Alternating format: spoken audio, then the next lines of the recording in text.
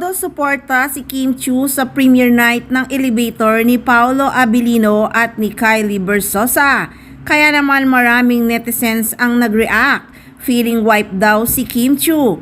Pero sa totoo lang wala talagang kakilig-kilig at wala ng romance ngayong tapos na nga ang shooting ng What's Wrong with Secretary Kim at umeere na pa ang linlang. Ramdam na ang malamig na ang tambalang Kim Pao, lumalabas na ang katotohanan na wala naman talagang relasyon ang Kim Pao. Mahusay lang talaga ang promotion, sobrang ginastusan ang kanilang tambalan. Mga fake news ang pinairal, uminit lang ang tambalang Kim Pao.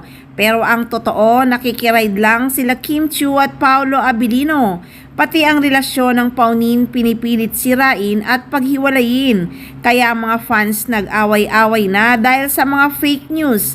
Kaya sa kasalukuyan ay unti-unti nang lumalamig ang tambalang Kim Pao. Pilit na lang na magkaroon ng relasyon. Ang totoo, si Paolo Abilino at Janine Gutierrez ang totoong nagmamahalan. Kaya nga kumalat na ang chikang goodbye Kim Pao na. Hindi na daw sweet si Paolo Abilino kay Kim Chiu. Nako, hindi naman talaga naging sweet si Paolo kay Kim. Love team lang at kaibigan lang ang turing niya kay Kim Chiu. Pero walang love, as in pag-ibig. Mahal niya si Kim bilang kaibigan lang. Kaya sana nga ay magkaroon na ng BF ulit si Kim Chiu para magising na sa katotohanan ang Kim Pao fans.